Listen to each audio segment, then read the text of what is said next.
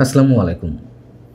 প্রিয় দর্শক, খুবই গুরুতর এবং স্পর্শকাতর একটি প্রশ্ন সামনে এসেছে।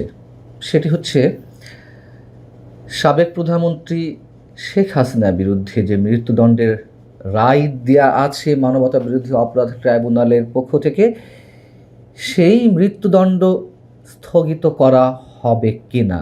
খুবই যৌক্তিকভাবেই প্রশ্নটি সামনে এসেছে, তার কারণ তিনি আত্মসমর্পণ করতে চান। তিনি কোন প্রক্রিয়ায় দেশে এসে আত্মসমর্পণ করবেন, এমন প্রশ্ন অনেক জোরালোভাবে উঠাতে এই প্রশ্নটিও সামনে চলে আসছে।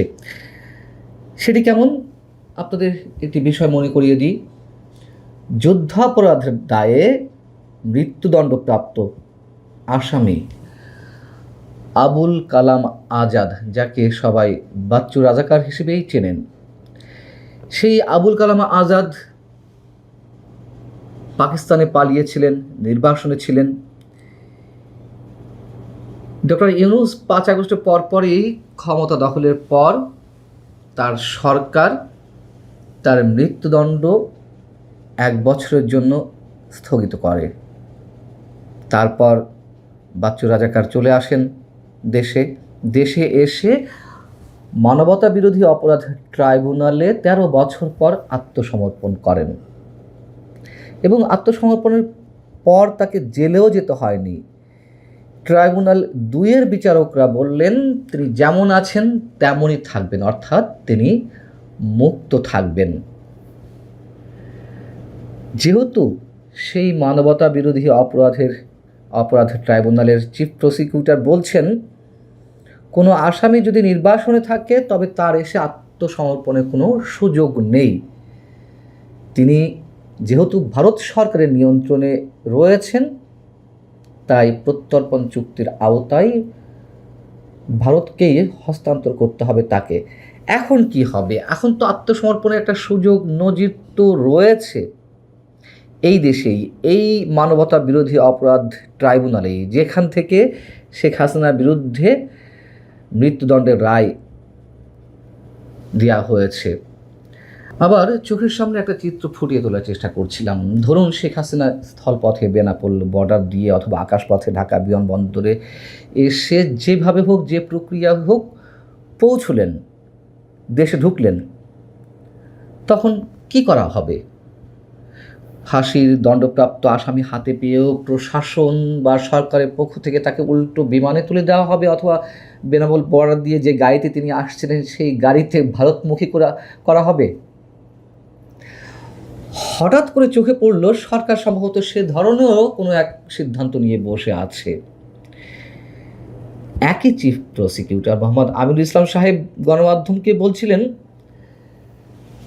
যেহেতু ভারত সরকারকে প্রত্যর্পণ চুক্তির আওতায় তাকে হস্তান্তর করতে হবে বাংলাদেশ সরকারের কাছে, অন্যথায় অন্য যে কোনোভাবে, অন্য যে কোনো প্রক্রিয়ায় তিনি যদি দেশে ঢোকেন তাকে পুশব্যাক করা হবে। কপাল দেখুন শেখ হাসিনার, ফাঁসির দণ্ডপ্রাপ্ত আসামি হওয়া সত্ত্বেও তাকে প্রশাসন হাতের মুঠোয় পাওয়ার পরও ফিরিয়ে দেবে। এমন কপাল কজনের ভাগ্যে জোটে? আর এই যে আমিনুল ইসলাম সাহেব পুশব্যাক করার কথা বললেন, কি হিসেবে? তাকে কেউ চেনে না, তার পরিচয়পত্রের দরকার।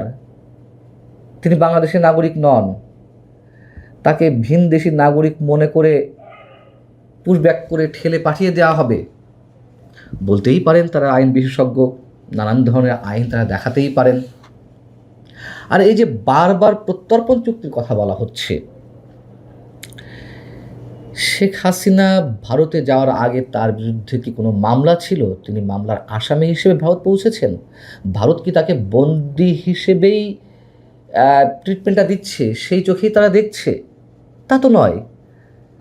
তাহলে প্রত্যর্পণ চুক্তির বিষয় তো বন্দি বিনিময়ের বিষয়, তাকে তো ভারত বন্দি মনে করে না।